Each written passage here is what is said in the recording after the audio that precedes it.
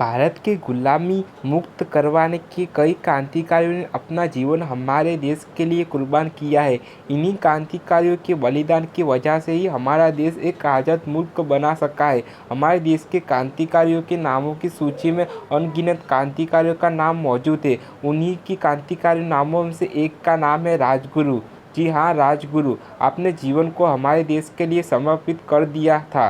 बेहद ही छोटी सी आयु में उन्होंने अपने देश के लिए अपनी ज़िंदगी को कुर्बान कर दिया था। उनकी कुर्बानी को आज भी भारतवासियों द्वारा याद किया जाता है। आज हम अपने शिवराम हरि राजगुरु का नाता भारत के महाराष्ट्र राज्य से था और इन्होंने इसी राज्य के एक साधारण से परिवार में जन्मे थे। सन 1908 में जन्म लिया था। महाराष्ट्र के पुणे शहर के जिस गांव में इनका जन्म हुआ था उस गांव का नाम खेड़ा था। इसी गांव में राजगुरु जी का बचपन बीता था। राजगुरु जी के पिता हरिनारायण ने 2 शादियाँ की थी। इनके पहले विवाह से इन्हें कुल 6 बच्चे थे और इन्होंने दूसरी शादी पार्वती जी से की थी और इस विवाह से इन्हें 5 बच्चे हुए थे और राजगुरु इनकी 5वीं संतान थे।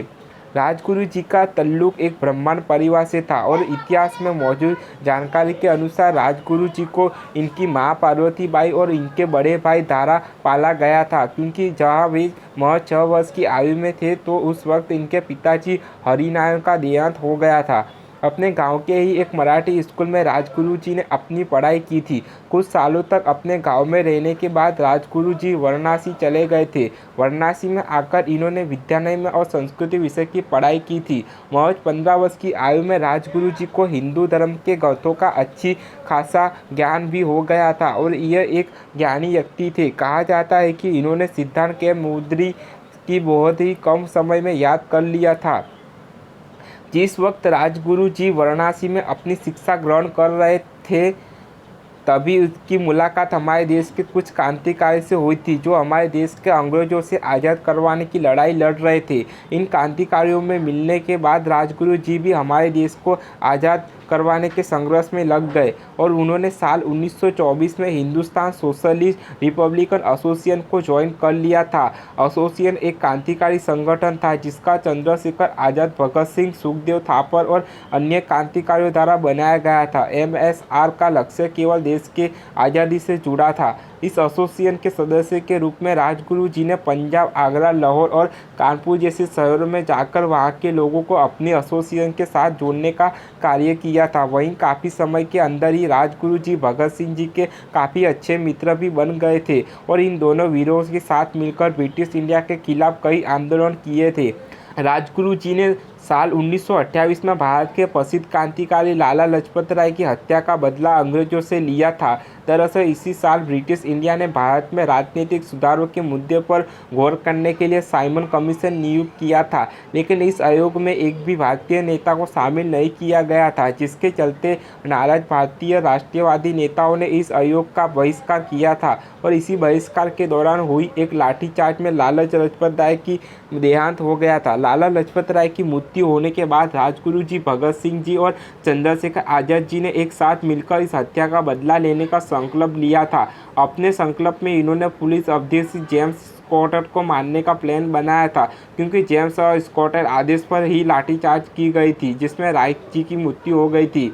राजगुरु जी और उनके साथियों द्वारा बनाई गई रणनीति के मुताबिक क्रांतिकारी जयगोपाल को स्कॉट की पहचान करनी थी, क्योंकि राजगुरु जी और उनके साथी स्कॉट को नहीं पहचानते थे। अपने इस प्लान को अंजाम देने के लिए इन्होंने 17 दिसंबर 1928 का दिन चुना था। 17 दिसंबर के दिन राजगुरु जी और भगत सिंह जी लाहौर के जिला पुलिस मुख्यालय के बाहर स्कॉट का इंतजार कर रहे थे। इस बीच जयगोपाल ने एक पुलिस अफसर की ओर इशारा करते हुए इन्हें बताया कि वो स्टॉक है। इशारा मिलते ही इन्होंने गोलियां चलाकर उस व्यक्ति की हत्या कर दी, लेकिन जिस व्यक्ति की ओर जयगोपाल ने इशारा किया था वो स्टॉक नहीं थे बल्कि जॉन पी सॉन्डर्स थे, जो एक सहायक सहयोगी थे।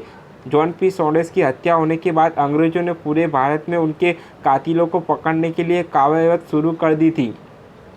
कहा जाता है कि अंग्रेजों को पता था कि पी सॉन्डर्स की हत्या के पीछे भगत सिंह थे और अपने इसी शक के आधार पर पुलिस ने भगत सिंह को पकड़ने का कार्य शुरू कर दिया था। अंग्रेजों से बचने के लिए भगत सिंह जी और राजगुरु जी ने लाहौर को छोड़ने का फैसला किया और इस शहर से निकलने के लिए एक रणनीति तैयार की। अपनी रणनीति को सफल बनाने के लिए इन दोनों ने दुर्गा देवी वोहरा की मदद ली थी। दुर्गा जी क्रांतिकारी भगवती चरन्ना की पत्नी थी। इनकी रणनीति के अनुसार इन्हें लाहौर से हावड़ा तक जाने वाली ट्रैक को पकड़ना था। अंग्रेजों द्वारा भगत सिंह को पहचाना ना जाए इसलिए इन्होंने अपना वेश पूरी तरह से बदल लिया था। अपने वेश को बदलने के बाद सिंह वोहरा और उनके बच्चे के साथ ट्रेन में सवार हो गए थे। भगत जी के अलावा इस ट्रेन में राजगुरु जी भी अपना वेश बदलकर सवार हुए थे। जब ये ट्रेन लखनऊ पहुंची तो राजगुरु जी यहाँ पर उतर गए और बनारस के लिए रवाना हो गए। वहीं भगत सिंह जी ने वोहरा और उनके बच्चों के साथ हावड़ा की ओर रुख किया था। कुछ समय तक उत्तर प्रदेश में रहने के बाद राजगुरु जी नागपुर चले गए थे। यहाँ पर उन्होंने आरआरएस के एक कार्यकर्ताओं के घर में आश्रय लिया था। 30 सितंबर 1929 में जब नारायणपुर के पुणे जा रहे थे तब उन्हें अंग्रेजों द्वारा पकड़ लिया गया था। इसके अलावा अंग्रेजों ने भगत जी और सुखदेव थापरे जी को भी गिरफ्तार कर लिया था। सौंडेस की हत्या में दोषी पाते हुए राजगुरु जी को साल 1931 में फांसी दी गई थी। इनके साथ सुखदेव जी और भगत सिंह जी को भी सजा दी गई थी। इस तरह से हमारे देश ने 23 मार्च के दिन अपने देश के 3 क्रांतिकारियों को खो दिया था। जिस समय राजगुरु जी को अंग्रेजों द्वारा सूली पर चढ़ाया गया था उस समय इनकी आयु केवल 22 वर्ष की थी। राजगुरु जी और उनके साथियों को जब मौत की सज़ा दी गई थी तो इस सज़ा को विरोध हर किसी ने किया था। लोगों के इस विरोध से डरकर अंग्रेजों ने इन तीनों का अंतिम संस्कार चुपके से कर दिया था और तीनों वीरों की अस्थियों को सल्तुना नदियों में बहा दिया था। सौंडेस की हत्याकांड को राजगुरु और भगत सिंह द्वारा अंजाम दिया गया था। सौंडेस को मारने के लिए सबसे पहले गोली राजगुरु जी की बंदूक से निकली थी। राजगुरु जी छत्रपति शिवाजी महाराज से काफ़ी प्रभावित थे और उनके ही नक्शे कदम पर चला सकते थे। गौरतलब कि छत्रपति शिवाजी महाराज के एक महान योद्धा थे।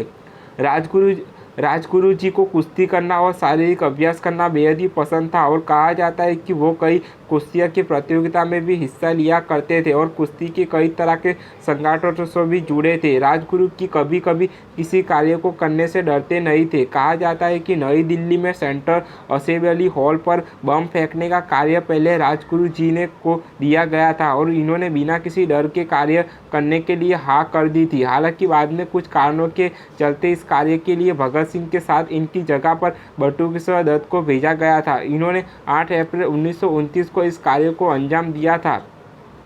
हिंदुस्तानी सोशलिस्ट रिपब्लिकन एसोसिएशन से जुड़े राजगुरु जी को इनकी पार्टी को लोगों द्वारा राजगुरु की जगह रघुनाथ नाम से बुलाया जाता था।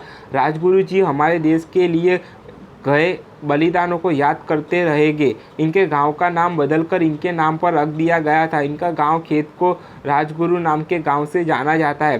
राजगुरु जी का सम्मान में साल 1953 में हरियाणा राज्य के हिस्सा शहर की एक मार्केट का नाम अजीगुरु मार्केट रख दिया गया था। इस वक्त में ये मार्केट इस शहर की सबसे प्रसिद्ध मार्केट है। साल 2008 में राजगुरु जी के अपने जीवन ऊपर लिखी गई एक किताब लॉन्च किया गया था। इस किताब को 24 अगस्त यानी उनकी 100वीं वर्षगांठ मौके पर लॉन्च किया गया था। लेखक अजय वर्मा द्वारा लिखी गई राजगुरु इनविजिबल रिवोल्यूशनरी नाम का इस किताब में राजगुरु जी के जीवन और उनके द्वारा दिए गए योगदान को बारे में जानकारी दी गई है। इनके बलिदानों को शायद कभी भूला जा सकता है और हमारे देश की जनता के लिए ये एक हीरो से कम नहीं है। इनकी कुर्बानी के बलबूते ही आज हम आज़ादी मिल सकी है।